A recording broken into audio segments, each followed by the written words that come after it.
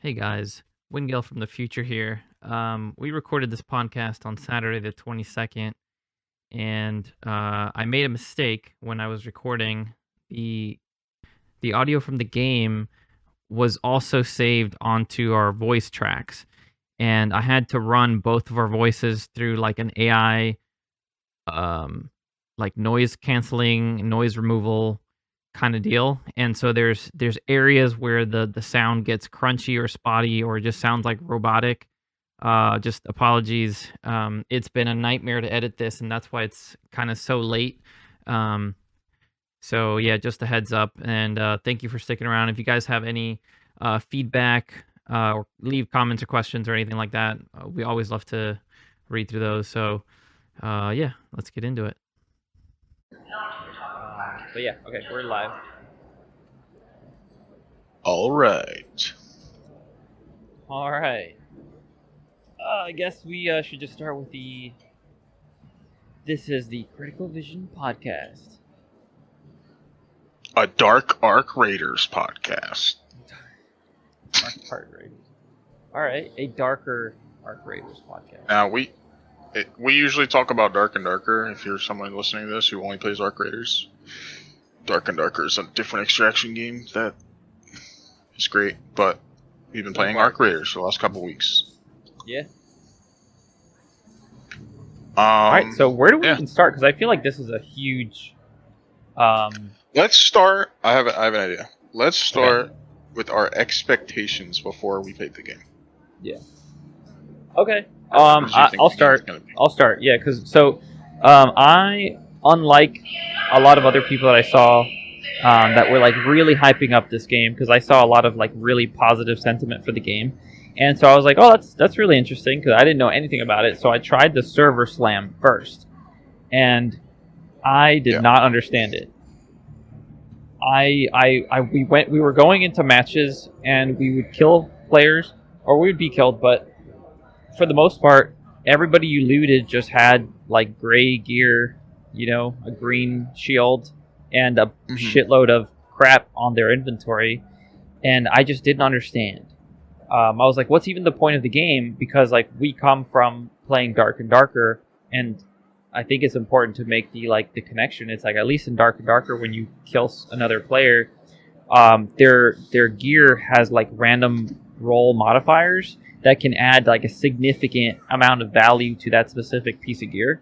Whereas in this game, it's like you just pick up a hairpin or like a rattler or whatever, and like maybe it was upgraded once or twice, but like it's not really that impressive. You know what I mean? Yeah. And the server slam was a lot like that, where it was just so surface level of what you could do with the game that I did not get. I had a pretty bad negative first impression to the game, and I waited. Yeah.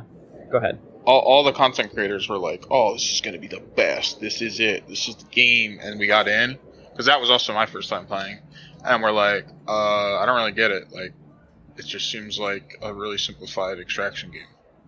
But there was like a bunch of junk to pick up, so I kind of assumed like there would be more stuff to do with that stuff. But in the server slam, there really wasn't much to do with it. So yeah, there was nothing. Like there were so few things that you could craft.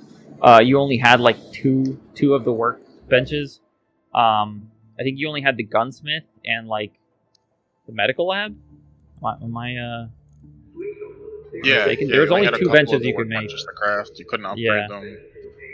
That's right. Yeah, you couldn't upgrade it, and I think a lot of the upgrade materials weren't even in the loot pool, so you weren't even seeing it. I think a lot of the guns weren't even in the loot pool. Like it was really simple. But so yeah, I mean, after that experience, honestly, I wasn't even planning on getting the game immediately. I was like, I'll just wait and see what happens. But then my roommate bought it for me the day of because it was a birthday present. Also, he just wanted somebody to play with. And so yeah, I kind of had a similar first impression and expectation. I was also, because we're Dark and Darker players and we're like kind of ride or die Dark and Darker players, me especially, I've been playing for like 2 years. I was kind of worried that Arc Raiders would kind of like capture that market and be what Dark and Darker couldn't be, kind of in a way. And I kind of do think it did do that to a certain extent. Now that I played it a lot, I do see that they're like really different, and I think they can live, simultaneously. But I do think this game did a lot of really good things. After we actually played the real game, I actually saw like the beauty of everything that it has to offer, and just the fact that so I played Dark and Darker, and I've also played a little bit of Tarkov. By a little bit, I mean like a few hundred hours, not like thousands of hours, but a few hundred. And this is like the new man's extraction game to like the maximum. Like it still has the feel of an extraction game, but it is extremely forgiving, and it's just super simple to understand kind of what's going on compared to some of the other games. Yeah, I agree. I think that's a really good synopsis of what the game is. And I think at doing that, at trying to be like the broad, like in a way like Call of Duty type extraction game, it does that really well. Like it does it almost perfectly. Like all the quality of life features are amazing. Everything makes sense. Like sorting things isn't a pain. Extraction games are kind of notorious for like their stash sorting. Bad inventory management. Yeah, this game is just like seamless. It's so easy. It's almost too easy. Yeah, I agree. Like, like in those other games, Tarkov and Dark and Darker, it's almost like your stash has like a little, almost like a personality to it, or like a little bit of a charm to it. Like, oh, this is my stash, and it's like all disorganized, and like I'll look at Wingale's stash, and it's like super organized. And it's like, well, we're two different types. I'm like kind of OCD, for sure. Where this game, everything is always organized. It's just a bunch of colors. Yeah, see, you can't even be like sloppy if you wanted to. Yeah, if you want it to be. Nope. All just organized. And that does a really good job of just getting you back in the game. So you're not playing Tetris. You're just playing the actual game, and the actual game is really fun. Yeah, that's true. I do think it's an interesting change compared to like Dark and Darker and Tarkov, where like a lot of the inventory is like literally it's like Tetris, like you just said.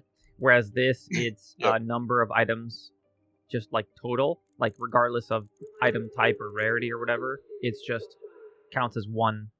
So my stash right now is 256, and one big gun or small gun is one item out of that. I just think that it's like it just simplifies the inventory like a lot. Yep, it does. And there's no like selling certain items to certain traders. You just click the item and sell it. It doesn't matter. You just sell whatever you want to sell. And I was gonna say something else, but now I forget.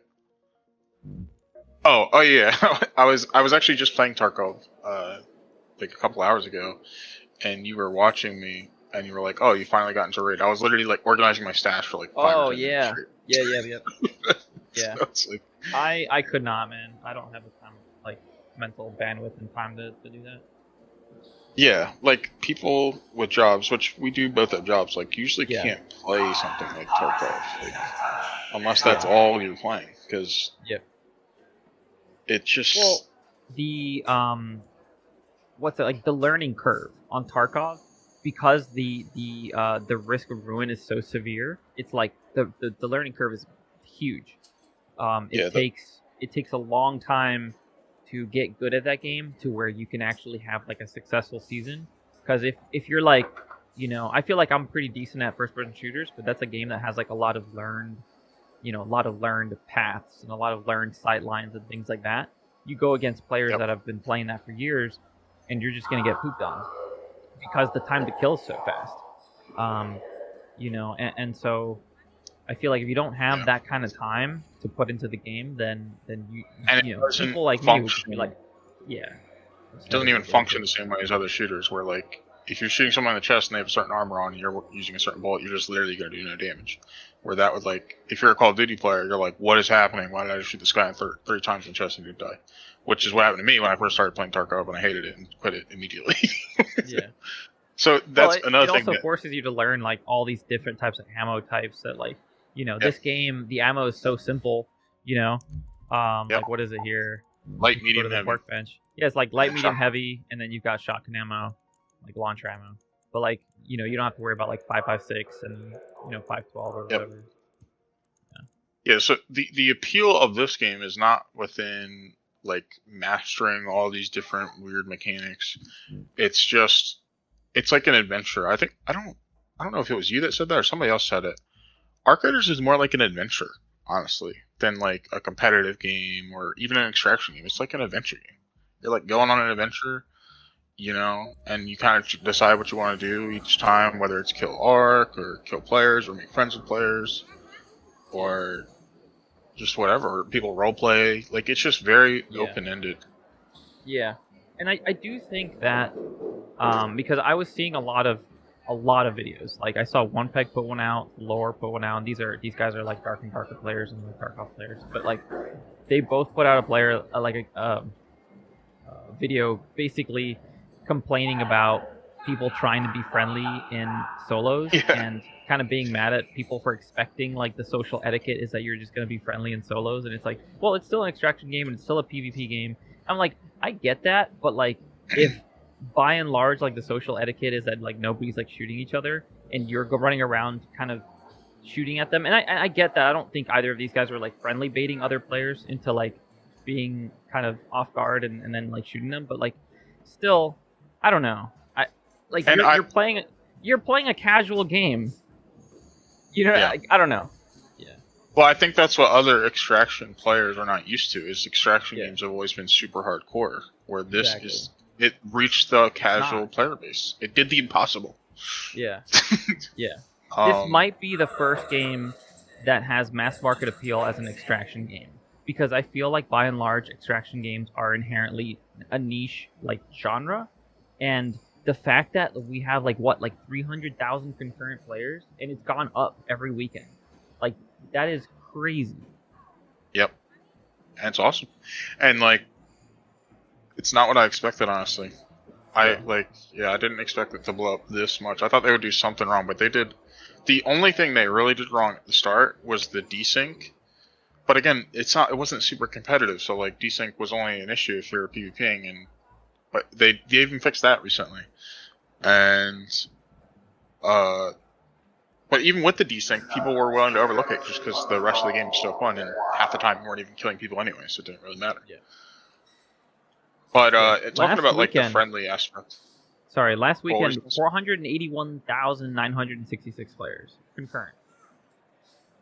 Yep. Is that all or just Steam? This is Steam charts, so this is not even counting console. Console players. Yeah. Yes. So I think they said at one point like they had 700,000 concurrent players at one time. I believe it. Yeah. Which is awesome. Yeah, like that's unheard of in extraction games. I don't know Tarkov's numbers, but like I know in Dark and Darker's best day when it first was like a free play test, I had like 100K, but like it hasn't hit those types of numbers in forever. It's not just unheard of in an extraction game. I think it's unheard of in like many genres. Like there's very few games that crack this kind of level of player base. Yeah, that's true. Like, and at least like keep it consistently week after week after week. Because like one of the things you do see, like every new game has like a sudden surge of players, and then like it tapers down, like after like the first opening weekend.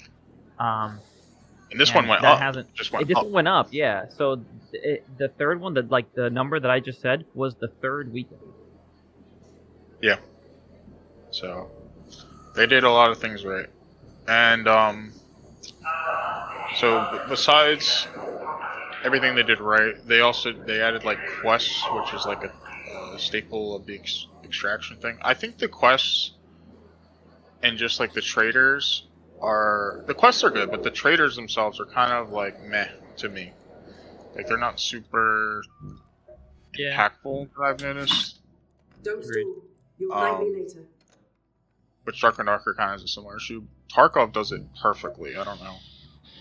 I mean, it's kind of a grind. It's definitely a grind, but besides the grind, I think doing the trading and doing the quests is like really impactful for Tarkov. It makes you feel like you're making progress. Where the quests in this game are just the rewards themselves, as far as I understand. In what way is Tarkov different and better? So in Tarkov, if you do a quest, you get XP, you get the reward for the quest, but you also get a rep boost for whatever trader you did the quest for. And traders basically have, I think, 4 levels, potential levels. So they all start at level 1. They sell you like really base level gear. And then if you do enough quests for someone, they get a level 2, and then they start selling you other types of gear, like more advanced types of gear, and so on and so forth. So to consistently have like good kits, and really the more important thing is like good ammo in Tarkov, you need to do quests so that way you can buy that ammo or that gun or whatever you're trying to buy, that armor. If you don't do the quest, you will not be able to buy basically like what you need to have midway through the way. Like if everyone's wearing like level 4 armor in Tarkov, you need to have like level 4 armor pen bullets, and if you didn't do your quests, you're not gonna be able to buy them. So you're just you're not progressing. Are the bullets like by level? So like you get like level 4 armor pen bullets? Is that what you just said? In a way, it's a little bit more complicated than that, but yeah, pretty simplified. Yeah, that's pretty much how it works. Gotcha. Yeah, so this is definitely way simpler than that. Yeah, super simple. And I do think it is less impactful, but it's also so much simpler that I almost like admire its simplicity, like compared to Dark and Darker, where the quests and the traders are like literally not impactful in any way, other than just letting you craft some stuff, which you can just use the market to buy and buy. Yeah, you know what? I was mistaken. I said that Tarkov does it perfectly. That's not true. This game is good in its own right because it's so simple. Most people don't want to worry about all that bullshit about armor pen, this and that, blah, blah, blah. That's why it's successful. It's because they didn't do that. So, yeah. I gotta correct myself there. That I do think it would be interesting if they kind of like did tiers, like where you got rep and unlocked different tiers of stuff based on the quests that you've completed for that vendor.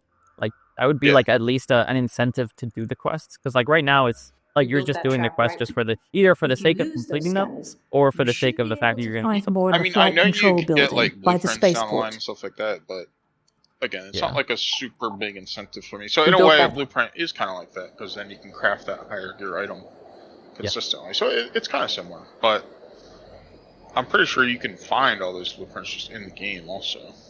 Yeah, if I'm not mistaken. Yeah, the quests are good. They made it so you can like easily do the quests in the game. It like tells you where to go. Well, it doesn't tell you exactly where to go, but it gives you an idea where to go. And kinda. Clock's ticking. Ark isn't waiting like around, finding and items neither am for I. quests, it marks them, which is really nice. Like a really Just good on your quality of life panel. feature that Dark and Darker didn't have. Yep. And we complained about that. Yeah. Let me find one that has that. So it's this eyeball. Here, actually, let me stream my name too. Yeah. So it's this eyeball. And that comes from whenever you have a quest or a thing tracked. So, like for example, my gunsmith. I want to level up the gunsmith, and you just hit this track button, and what that'll do is that'll put an eyeball next to the items that you need. Unfortunately, it still shows the eyeball even if you've already have like all of the parts for it, but that's all right. So like for example, I need these rusted gears. So if I check my stash, I already have 2 of them somewhere in here. See, so that has an eyeball because I need it for that. I will say this: it even tells you that.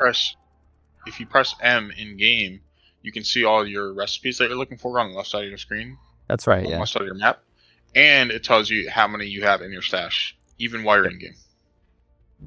Wow. So, okay, I didn't know that. Yeah, I noticed that recently.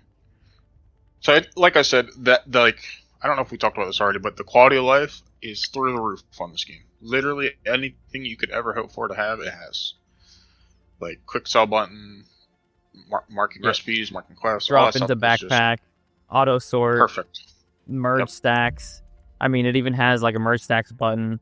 You have the unload backpack button, which you get after the end of a raid. It comes like on the bottom of your backpack screen. It says just like unload backpack.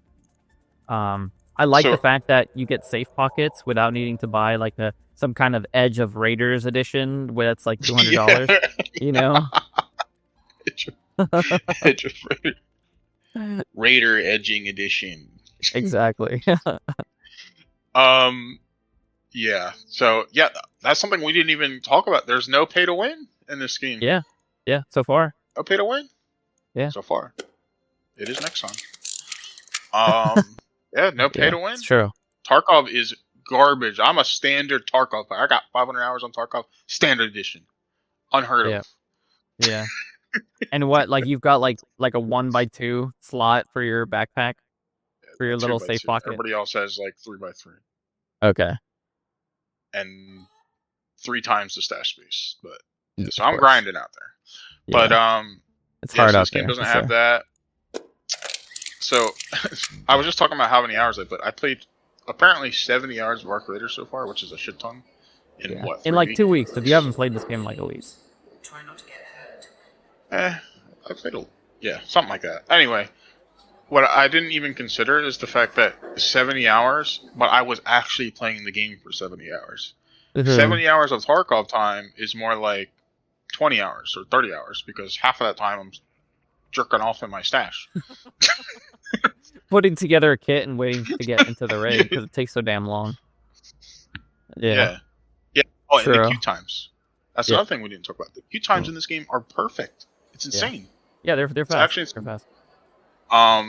But I mean that even with that's all the kind of like a players- natural thing that happens when you have like 500,000 players. well, would think, no, right? but it's not about the player count. That's not the problem with Tarkov. It's not that it doesn't have no players. It's like the servers are just junk. Yeah. And just their system, how it works, I don't know, it's just junk. It's not that they don't have enough players. Right. But this game, it's instant, man. And it does a little cutscene too, so it hides the load screen. So it's like Yeah.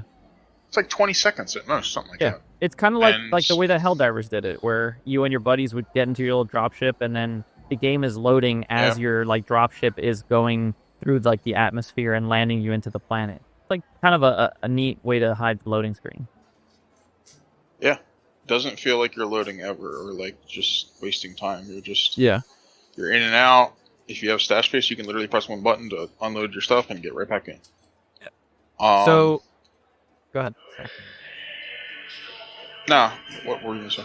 I didn't. Well, I was gonna say, like, who is Arc Raiders for? You know, like, who's the target audience and demographic for this? I think, you know what this reminds me of? It's not gonna make sense at first. This reminds me of when I first played Overwatch on my PlayStation, and I didn't have a PC. It was my first time playing a game that was purely like multiplayer online competitive. Like I had played like Call of Duty and stuff, but those games still had campaigns. And I did the campaign, and they weren't really live service. Yeah. That much back then. Where Overwatch was like the first live service game that I'd ever played and it was on console. This game is kind of like that for console players today, where console players don't have a lot of opportunities to like kind of role play or like just have the choice to like not shoot someone who is technically their enemy. Like console players are playing games where it's like Call of Duty or like Halo or even Overwatch, where you have an objective and you just do your objective and that's it. This game is so open-ended. Most console players don't have that. You know what I mean? Like, console games are usually simple, for lack of better words, I guess. Yeah. And I think that's what this is. Like, it's just the casual, like, extraction game, like we were saying. And it applies even more so for console players who don't have access to Dark and Darker or Tarkov or any other good extraction game that I know of. Or might want to, but not be able to get into it because of time constraints or learning curve constraint reasons. Yeah, not even necessarily just that you're a console player, even maybe just a casual PC player. Like you said, like if you only have, 4 hours a week to play a video game, you are not playing Tarkov. I promise you. But you could play this game 4 hours a week and feel good about every hour. Like you're playing the game, you're making progress, you're making friends along the way if you want to. Like it's just fun. It's just good old fashioned fun. Yeah. I do think that like one of the things that can kind of reduce the negative feelings of the game, but it also slightly reduces the positive feelings, is the fact that the risk of ruin is so much less in this game versus like other extraction games. So like one of the things that we talked about in like the other podcast is that like in this game you bring back base materials or like base components of what each material is made out of. So like for example, guns break down into metal, and so do other metal adjacent objects, right? You can break them down into metal parts. And then like plastic is another one, chemical is another one, and rubber is another one. So there's a ton of different items that you can find while you're in the raid and bring those items back to your base. And then what that looks like is, it'll just show up like this in your stash, and you've got a bunch of these kind of like base building blocks, almost like atomic parts that you can then go to one of your benches and you click on a weapon, and it tells you, oh, you can make this rattler with 16 metal parts and 12 rubber parts. And this is so easy to get, like that the absolute, like you do one good run and you can make like 10 of these. Like it's so easy to get back into the game that there's almost never a point where like where like you feel like you have to be doing the free loadout. Like the free loadout is like if you're really, really down bad, or if you don't have the time to put together a kit or something like that. Like that's like the only time I would say you don't want to think about it. You just want to get in the game and play the game. But like the reality is that like all of the components for making like a starting kit is so cheap. Like 6 plastic parts, 6 rubber for the base looting MK, 2 alloy and 4 plastic parts for the green shield, which is, again, it's super cheap. All the guns, all the starting guns are pretty decent. Like the first Pharaoh is like, it packs a hell of a punch. It does tons of damage. So if you take a Pharaoh and like a Stitcher, or a Pharaoh and a Kettle, you can practically break somebody's shield in the first shot and then finish them off with the Kettle. If you learn how to, like, so you basically can take fights even with people that have more advanced weaponry than you, even with like the absolute most basic kit you can. The difference between someone who's super kitted in this game and someone who's not super kitted is not nearly as much as it is in other games. Oh yeah, it's like tiny. the I think it's the Venator. Is that the blue pistol? Like that's like the meta disc gun. I think they just nerfed it. It's probably still really good though. They did, like, yeah. It's so hold on. So the nerfs for that is they nerfed the fire rate on it, but I don't think they nerfed the damage. So you basically can't go like bang bang bang bang bang bang on somebody. It's like bang, you were bang. You were literally dying before you had a chance to respond. Yeah. Beforehand, and it was even worse when there was the lag or whatever it's called, the desync, because like your person would be dead before you even saw that you were getting shot. Yep. But yeah, and that's another thing we didn't talk about is the balance. The guns all feel like they have a place. Yeah. They all feel like they have a place. And the fact that the arc, the core part of the game that we still haven't talked about yet, that either, the AI enemies are like formidable, but like once you kind of know how to do it, it's kind of like fun and just you know what to do, and you just got to do it in like high pressure situations, like you got to shoot the raiders or whatever. Yeah. But there's certain weapons that are better at doing that than others, but might not necessarily be as good in PvP. And even like the super rare items, like the purple hole breaker and stuff like that, is really good at killing arc. But I don't even. I think it's a grenade launcher that it doesn't even explode unless it hits an arc. So like that's another thing where like the top end gear and the top end items are for killing arc. They're not even for necessarily killing players. Right. Which is like something really cool about the game, is that like the end goal of the game is not to pump stomp every noob in the game. It's to kill like the queen and stuff and matriarch. Killing the AI and even teaming up with those teammates to help you kill it. So it's really cool. They designed like they didn't force people to be friendly. They just made the sandbox where being friendly makes sense. Yeah, and I actually really like that. Yeah, it's hard to do. It doesn't really seem possible. It didn't check me, but because obviously anybody can kill you at any moment and just take your stuff. But something about the game just makes it so. And I think it's even like how much loot you can take out, because everything is like a single space. And the fact that like really the upper ceiling of what you're going to get from taking the risk of fighting a player, it like the payoff sometimes is not there to like risk fighting another player. And something that I don't think gets mentioned enough that plays into that is the fact that when you knock somebody or kill them, all their items, like the durability, drops by like half. And I think that was a deliberate decision where you're not losing most of your durability by using the item. You're losing most of the durability when you die. So that way, that makes it so that way when you kill someone, if they had a half damage item, the item is fully broken by the time you kill them. So it's like hardly worth picking up. Yeah, that's where the most of the durability goes away in the game is when someone dies. Wow. So I think it's a very subtle thing that people aren't really realizing. That's why when you kill someone, you're like, oh, all his weapons are broken. They weren't broken when he had them. They break. They lose like 40 or 50 durability every time they die. Was that way from the get-go? Yeah, I'm pretty sure it's always been that way. Wow. Okay. So again, it's just a little bit more of an incentive not to kill someone because their items aren't even going to be worth as much once you get them.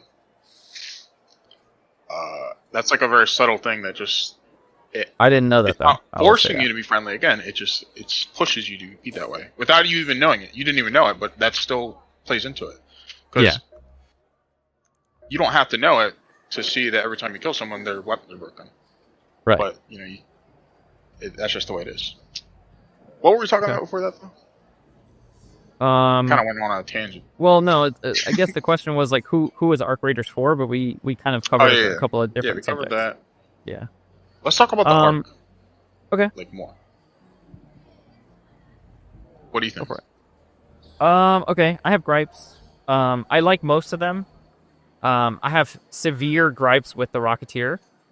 Simply because Rocketeers, for whatever reason, in this game, the Rocketeers seem to hover around extraction areas, and if you're playing by yourself, the chance that you get griefed by a Rocketeer is like so high, and you as an individual player, you don't have any recourse unless you have like what's that, the pink grenade, the wolf pack. Unless you have wolf packs on you, like you're not taking that thing down by yourself. You know what I mean? And if you're taking a fight with it, you're at a severe disadvantage against somebody else that decides to shoot you. So, I don't like that. It feels like if you're not around any cover, which sometimes there are certain extraction points where that you don't have a lot of cover. It just feels like you're pretty much just dead, because the thing, once it does like the little locking on tracking thingy, it's going to hit you with a direct or a splash, and that usually chunks like 80% of your HP out. And if you manage to survive that first hit, you are going to get hit by a second one if you don't get into cover almost immediately.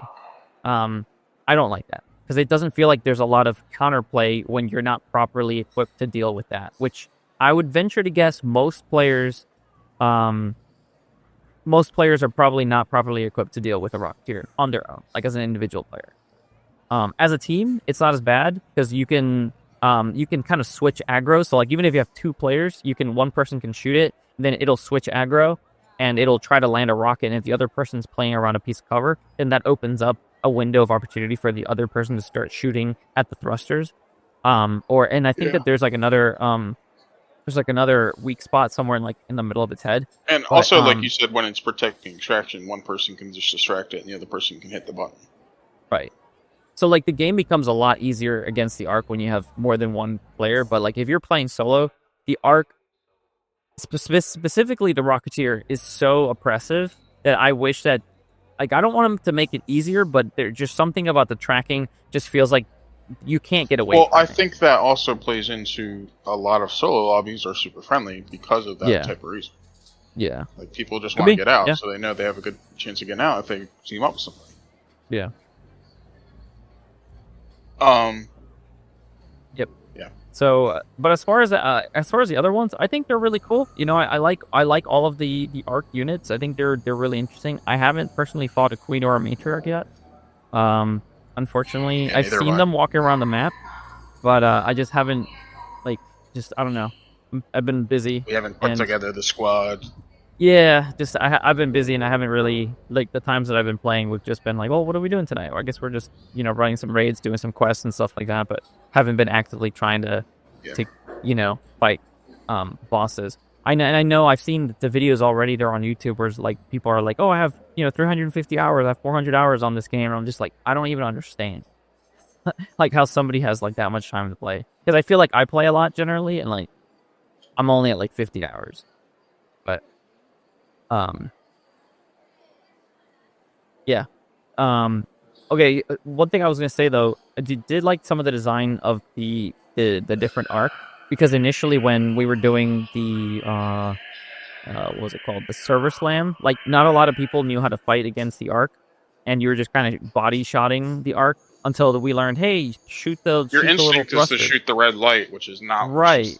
Exactly, yeah.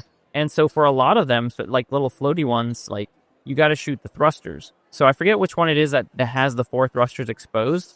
And then you have another one that has the front 2 thrusters covered by a piece of armor, and the 2 back the ones are Wasp and then the exposed. Hornet. Right.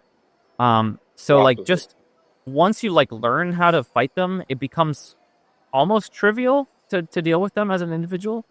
And I do like that because they still, if you ignore them, they will fuck They're you still up. dangerous in swarms too, though. Yeah, So, like, they're if, dangerous in swarms, and if you ignore them, they'll fuck you up. Yeah, so if the Snitch summons, does their little beep thing, they summon 2 Wasps and a Hornet, so that's like 3 things. So yeah, that alone can be really tough for one person if you don't have good aim and good cover. Yeah. But yeah, I think the AI is awesome. Like, it's probably the most fun AI to kill in any extraction game. Like in Tarkov, the scabs are the AI. They're super simple. They can still one bang you, which feels terrible if they shoot you in the head. But like for the most part, they just kind of walk around. You usually have an opportunity to shoot them first. You shoot them in the head, they're dead. Which is the same for any type of player. You shoot them in the head, they're dead. That's satisfying too, just because the fact that you know if the scab turns on you, they can kill you. So you still have to treat them with respect, even if they are kind of easy. And in Dark and Darker, the AI can be more just frustrating than anything else sometimes.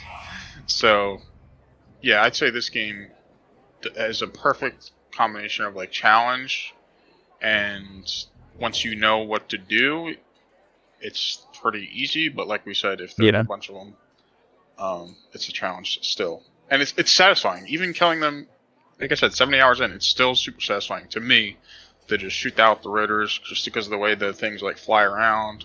Like they're, it's still, they get all crazy. Shooting. You know what I mean? Yeah. Like you have to aim and you have to shoot. Yeah. And it's a moving target. And just the way they act is really fun. And also something else they did is you go down no matter what. Even if you're solo, you have like a down state, and the AI doesn't kill you when you're down. So you can like extract while you're down, even by yourself.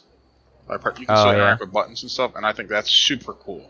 I remember the first time I went down, and we were like all down. I was like, why are we even in a down state if we're all down? Like, why don't we just die? I was like, that's dumb. And then I realized you can like interact with things, and people can defib even if you're not on the same team. And it's like, wow, that alone has made probably 1,000 YouTube videos already. Just the fact that you can defib enemies and just like the amount of content and cool interactions you can have from that one little mechanic. I think that's crazy. It's just awesome. And I think both of us also thought that the extractions were going to be a shit show, because we're like, ugh, this makes like so much noise and it takes a long time. Yeah. Like we're like, oh, people are just going to camp these, and people do camp them sometimes. Yeah, they do. It's still, it works. I don't know why, but it just works. Like, I think it's the fact that once you like close the gates and the gates are closed, you just instantly get out. So like people don't really have an opportunity to thirst you if you're in the gate. Right. And a lot of times, even if people were trying to kill you while you're extracting, just like there's Ark or something, or the Rocketeer, like you said, and they're worried about their own life, so they're just like, fuck it, I'm just getting out. I'm just closing this gate. I don't have time to loot this guy. You know what I mean? Yeah. So there's a lot of times where we've been down by extraction and we just get out still, which is just a cool experience. One thing I've been seeing a lot in this game, though, that I haven't seen in like Dark and Darker, because just generally in Dark and Darker, everyone tries to kill you, so at least it's like, very honest gameplay. But in this game, I have seen people just kind of friendly bait. And the last time I played was like, the last time I played, it happened like twice on the same night. And it just kind of, it put like a bad taste in my mouth, because like I want to just play the game, and I'll shoot people if they shoot me and stuff like that. But sometimes I'm like just trying to do quests. And, so I was playing with one of our buddies from the Discord, and there was people in front of us, and they were like, oh, we were sitting like by an extract. We had pressed the button and everything. Like we're just waiting. And then people showed up. And then they're like, oh, let's get out together. Let's get out together or whatever. So the guy goes in, and he starts interacting with the panel.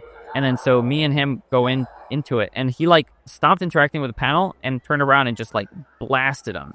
Like I think he might have had like one of those like high level weapons that has like a super fast fire rate, like the little minigun.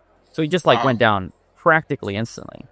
And then I went down not long after too. I tried to shoot. Feels bad. Yeah, it feels bad. And like in that situation, I'm not sure like what we could have done differently other than just like shoot him. I think in parties, it's really risky to be friendly because like. Yeah.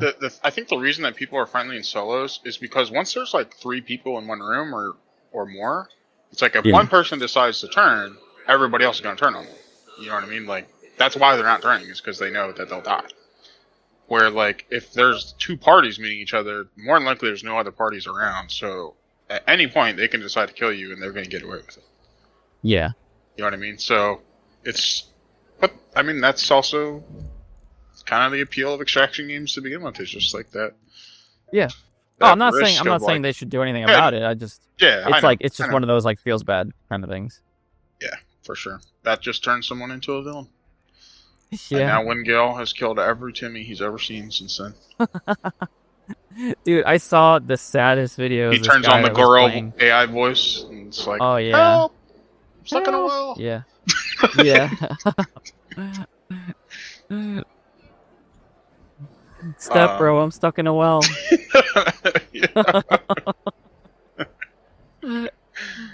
Oh my god. Okay, so I was gonna. Yeah. Okay. Well, I was just gonna talk about a supervillain arc, whatever. But there was this guy that was role playing a sheriff, and he has a big YouTube channel. I totally forget his name right now, but if you look up like sheriff, arc raiders, I'm sure you'll find his video. And towards the end of that video, he killed this guy that rezzed him after he got downed by a Rocketeer. And he was like convinced while he was in that raid that somebody had shot him additionally to the Rocketeer, not realizing that the Rocketeer does a barrage of rockets and he just got hit by like all 3 rockets. And so he kills this guy. After the guy says, "Oh, I hope you don't kill me like the last guy I tried to res," and sure enough, he killed him. And then when he reviewed the VOD afterwards, he saw that all of the damage came from the Rocketeer. Dude, I know. And in the comments, everybody's like, "You just began that guy's like villain arc." But like, I was hoping that this guy reaches out to this other Timmy or whatever and just like gives him some fucking loot or something, because I would feel so bad. Yeah. But anyway, putting that villain arc raiders behind us thing, I was gonna say gripes. I have 2 major gripes with this game, and they're both pretty big gripes. Okay. One of them is in game, and I'll show an example of this because I don't have it right now within the menus. But like when you're in game and you go within any covered area, anything that has a roof directly above your character model's head, the doorway and windows and things like that become practically a pure white. Like the bloom just is completely blown out of proportion to the point that you can't see outside unless you're almost like sticking your character model outside of that building, which is just ridiculous. It's so ridiculous. It's so unnecessary. And I was looking at you playing Tarkov, and I'm seeing you like the Tarkov doesn't have realistic lighting. It doesn't have pretty lighting. It's very flat for what it is, but it's just enough to convey what it's trying to convey. It's like an artistic selection of where the lighting is, and I feel like it works really well. And the fact that Tarkov doesn't need to blow out the windows to keep balance when you have a game that you can drop people in one shot. Like, it takes like 15 shots to kill somebody if you have a light gun in this game, or like 2 or 3 Pharaoh shots. Like, it's a long... The time to kill in this game is really, really big. You're saying you think they do that because to like stop people from camping, but you don't think it's really that necessary? Yeah, like it's not a necessary feature at all to have the bloom be so extreme that I literally cannot see out of the doorway. Like, there's even certain extracts where it's like there's like a concrete bunker and you go into it, and you're just waiting for the timer so your door's open, you can't see outside of the concrete bunker to see if anybody's coming to push you, because 2 feet in front of you is like you're just staring off into the sun, even if it's like nighttime outside. You know, like even if the daytime is like cloudy or nighttime. But like, also this game is third crazy. person, so like I think it's just trying to counter that inherent advantage that people have of sitting next to a wall. Yeah, I know what you're talking about. Advantage is there, but I don't know, dude. I just don't think it's necessary, and it pisses me off. Like, it just, I can't. My brain just doesn't function when I'm seeing that. And I'll put an example of it, because there are areas within this game that it's so extreme that, like, I'll just have to run around and take a couple of, like, different examples, just like in post. I definitely know what you're talking about. Yeah. But I think it's is, also a deliberate design choice, but yeah, I'm not sure if it's necessary or not. Battlefield, by the way, Battlefield, who I think also runs Battlefield 6, that also, I believe, runs on the Unreal Engine, has the exact same problem. And it's, in fact, might be more severe in Battlefield 6 than it is here. Like, really? Yeah. Yeah, it's super, super bad. Yep. It's like some kind of brightness or gamma correction when you're going in and out of buildings. So you don't think it's intended? I think it's part of the Unreal Engine experience, and it might be something that they can tweak in their back end within the engine. Like, they just have to do something. Or like not every Unreal Engine game suffers from this, but I think that I could double check. I could be wrong. Maybe somebody can correct me in the comments, but like, I feel like Battlefield 6 has the exact same freaking problem. And it's just as bad, if not worse. I think it's but this game is because it's third person. But you could be right, so. Yeah. But I already know what your second complaint is going to be. Can I go? Yeah, say it. All right. So I'm gonna preface this with I am an artist. I like things that are aesthetic. I like things that are designed, and I think that there's a reason why a lot of people gravitate to Blizzard games, Blizzard style. You look at Riot, League of Legends. You look at their splash screens. Like, the art prowess that these companies display is like industry leading, like, strength of just like artistic skill.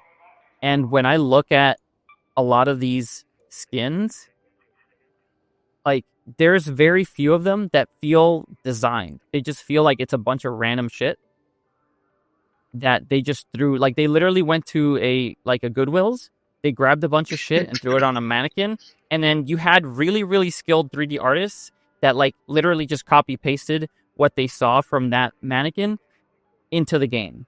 But it wasn't designed by, like, a 2D artist that knows how to draw and make a good character design as to what makes the world feel cohesive and alive. And I'm just gonna go through here. Like, this is like some kind of ninja. It's cool, but this looks like a Horizon Zero Dawn kind of character. And then, I mean, these are actually new. I haven't seen these. What the hell is this? So I know you hate all the. This is like Concord vibes. I think Concord. Seriously, you were saying what kind of players is this for? I do really think that the player, like those casual Call of Duty players, I really think like super stylized stuff turns them off, and I think it's a real intentional to make it like more gritty and kind of just like you said, more bland, I guess. Yeah. Because like my roommate who bought me this game, he was super looking forward to the game. He hates like any anime style looking thing or anything that is like seeming to be like super sexual or like fan servicey. He like hates that. He just turns him off to it. It's like he thinks it's lame, and I think there's a lot of people like that. And I'm almost like that myself to a certain extent. Like, that's why I kind of like the Dark and Darker aesthetic and this aesthetic, which you also don't super like the Dark and Darker aesthetic. Yeah. So I think Dark and Darker is fine because at least thematically it makes sense. But like, this is. Like, you don't think this? Are you looking at my screen? I can't see your screen, so. Oh, can you? I'm streaming. You're not streaming. I'm not streaming. What about now? Yeah. Bro, it's freaking nautical. What do you mean? Bro, what?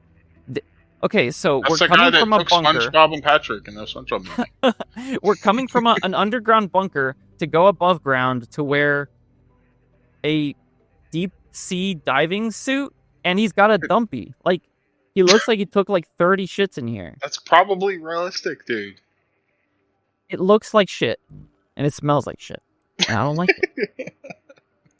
And then it's like a fish bucket. I mean, this is cool. I don't mind that. Some of these are cool. Like, this is cool.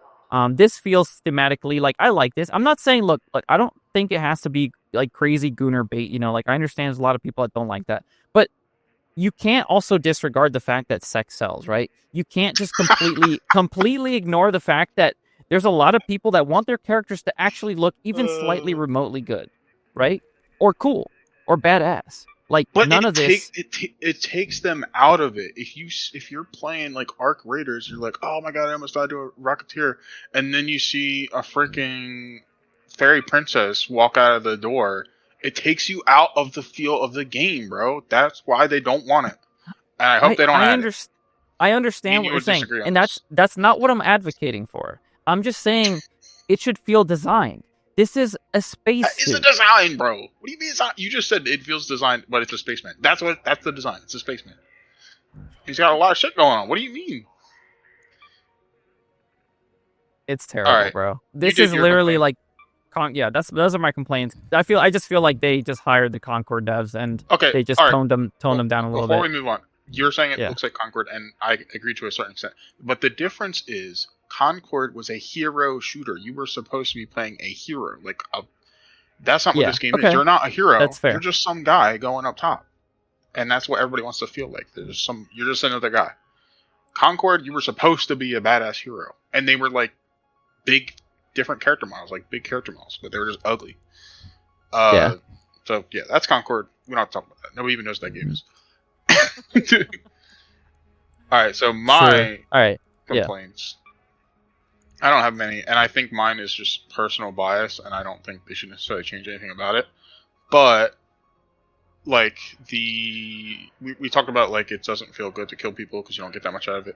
Just the fact that there's not much customization within the kit itself.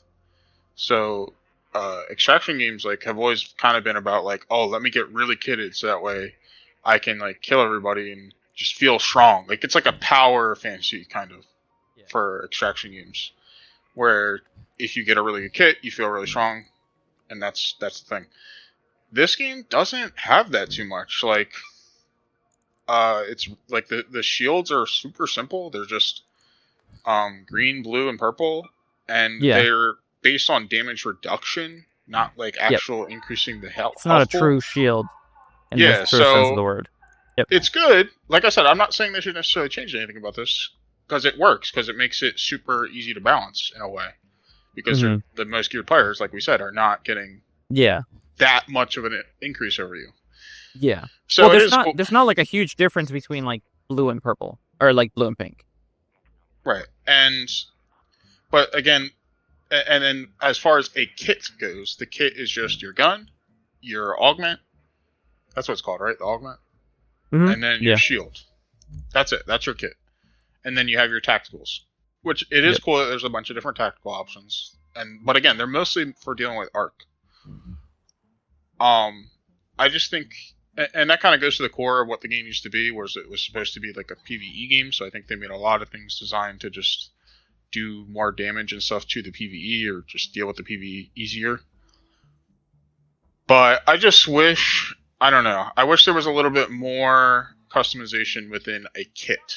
Like, I wish I could be like, you know, I think the augments are kind of open-ended, so they could kind of do some crazy things with that. With like, once you get to the blue and pink augments, they have like open-ended effects that could do pretty much anything. But right now, they're pretty simple. Where like they. Oh, you mean like random modifiers or something? No, I'm not saying make random modifiers. I'm just saying they're open-ended because there's no real rhyme or reason to what they do. They just do something. You know what I mean? Right. Like I'm saying they could do whatever they want in the future with future augments. That's what I'm saying. Right. So they could make it more interesting if they want to down the line. Like, it would be interesting if you could have, yeah, like you're saying, like have a variety of different effects that you could have in an augment. Because right now there's only like one effect per different like variety. So like the looting MK2 always has the exact same one. Yeah, I'm pretty sure though. Like, there's different purple looting augments. No. Mm-hmm. Like, they're not all the same, right? Is there? That one's a survivor. No, yeah. So that one's a survivor, and one. Yeah. So the looting one ones. Oh. I think there's going to be more purple looting ones that do different things, and I'm pretty sure there already is. So that's what I'm saying. They're open ended. You could do whatever they can do whatever they want with them, and maybe they'll make them more interesting. Oh, looting cautious. Yeah, you're right. Okay. So yeah, it's open ended, and it's again, it's just kind of like the only thing that really affects is like how much space you have. So it's tied to like basically backpack space. I don't know. I just wish there was okay, so we'll compare it to the other extraction games, right? Like in Dark and Darker, I can have like a speed kit. Like I'm moving faster with this kit because of a combination of literally like 10 different items and the different roles that those 10 items have. They all work towards making this kit me moving faster. Right. Or in Tarkov, like I can have a super armory kit, like super bulky, but I'm moving slower. And really the Tarkov kits are more like the gun. Like, so I have a certain sight on it, so or like I have a laser on it. If I have a laser on it, I'm better. Right, because you have like 10 different points of customization for the gun. Yeah, each gun has a zillion things you can do with it.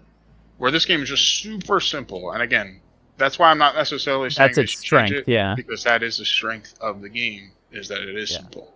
I just wish it was a little bit more to it, and yeah, like I just want to feel, I don't know, like more power. Okay, when hold I get on. Stronger. All right, I agree, but like, do you think that by adding another layer of complication to your kit, does that make the game better? Would that make you play longer? Because like you were telling me, like you didn't like fizzle out of the game, but you've already done everything you wanted to do. You know, Sanzi expedition, and like adding that, would that have added extra playtime to you? Yeah, probably. I mean, yeah. Anytime you're adding like a different way to play the game, like you're not changing the way you play the game with your different kits, really. Like they all function the same, essentially. Like I don't know. Like, and also the fact that you can't change your augment mid raid is a little bit weird to me because it makes your 0 to heroes super lackluster.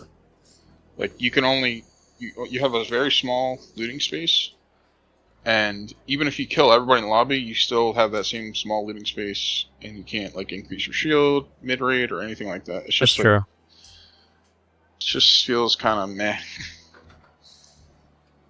So like again, the end game, but I think it's intentional. I don't think they want people going in to kill other people, and that's the end goal of the game. The end goal is to kill the AI, to kill the big arc. So that's intentional, but that's just not really my playstyle. I'm actually not sure what the end game is for this game. Like, it's to kill the big shit, and then it's also the projects, which something we didn't talk about, the skill tree. This game is a skill tree. No other extraction game has really anything like this. Dark and Darker doesn't Tarkov has soft skills, right? Because like you level up your running and your stamina and all that shit, but it just happens naturally while you play. It happens naturally as you play. And they're very minute increases, but that's a good thing. And this game does the same thing. And so these skills, they don't tell you exactly what they do, and I think that's intentional. Because I think most of them are super small increases. Like we're talking like 2% per skill point. And I think if people knew that the increases were that small, they would not grind to get more of them. They wouldn't care. Yeah. But by leaving it obscure, people are like, "Oh yeah, I want to get more stamina." But really, it's like, "Oh, but you're only getting like 2% more stamina, dude." You know what I mean? If you told somebody that, they'd be like, "Oh, well, I don't care." Yeah. But by not saying it, it's like, oh yeah, more stamina is good. I don't want that. Right. So it's like artificially giving someone an incentive. Yeah. I do feel like I kind of wish that the skills were either more impactful or at least better described. Because I saw a couple of video breakdowns like showing like, oh, this skill.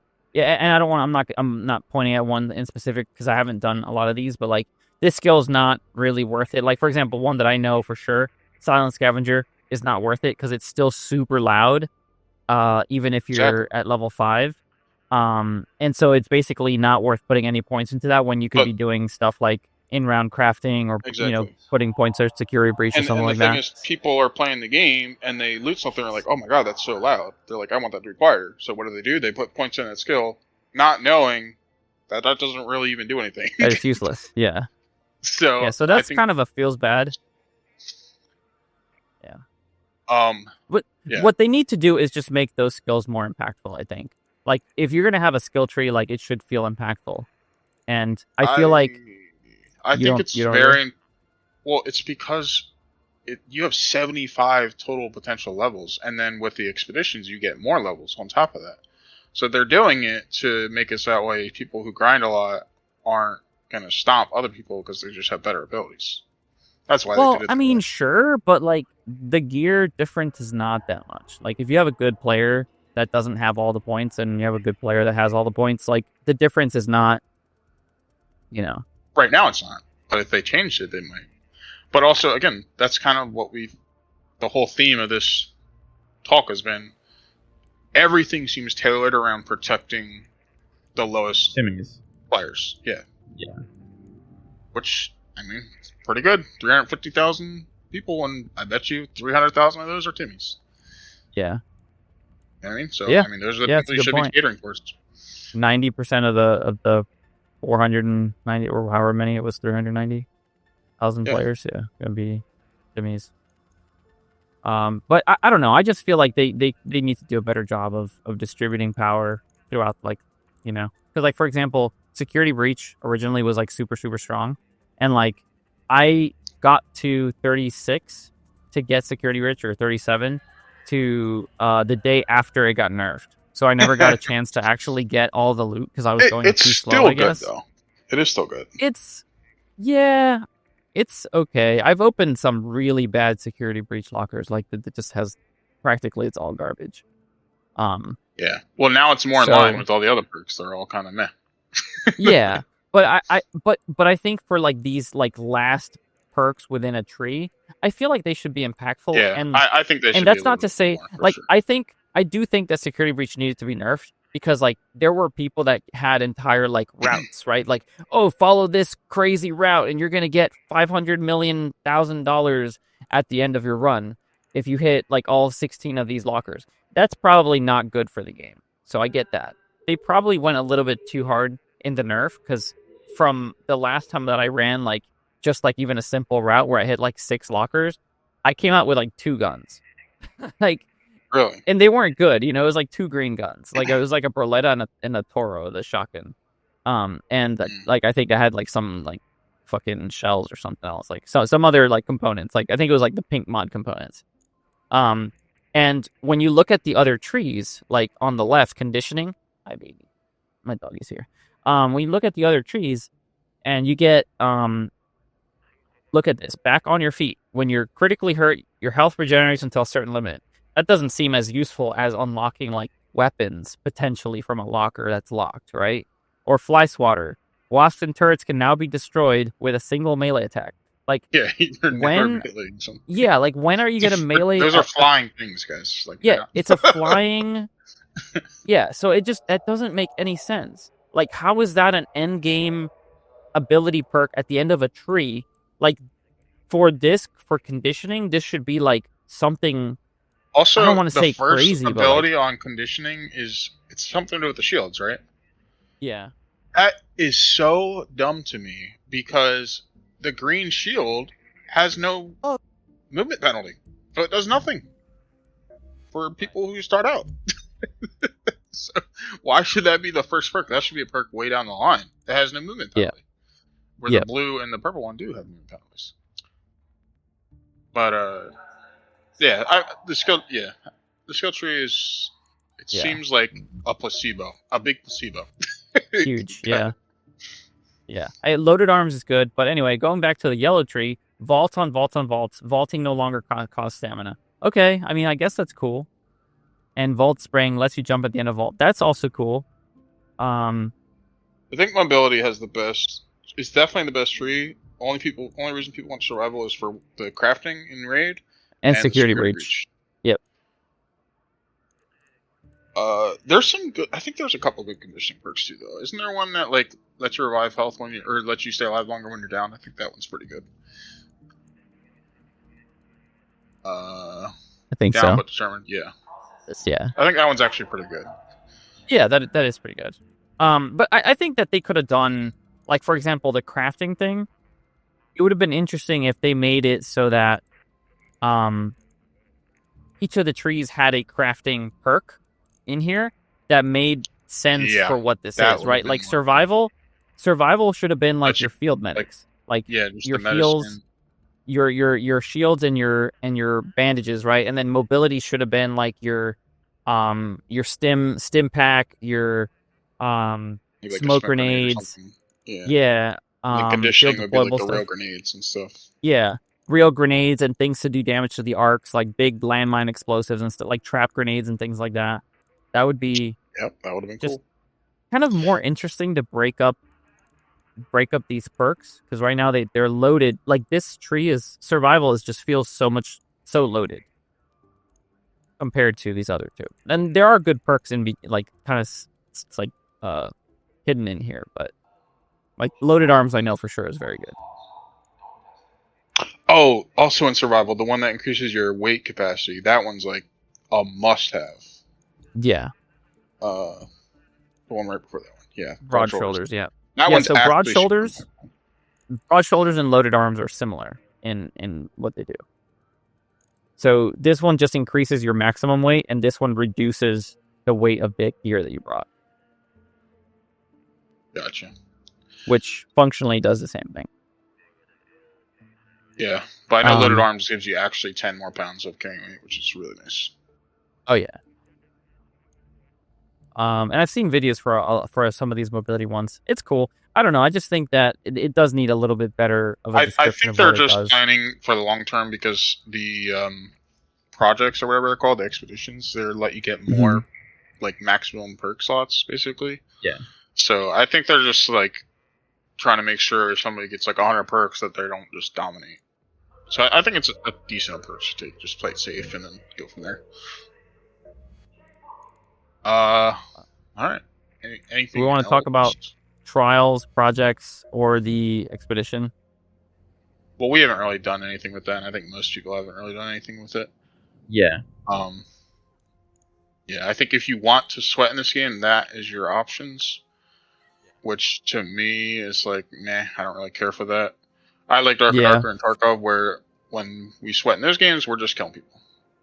And that's more fun to me than just grinding a bunch of materials. So yeah, I agree. My other, did I even say my complaint? What did I say my complaint was? Oh yeah.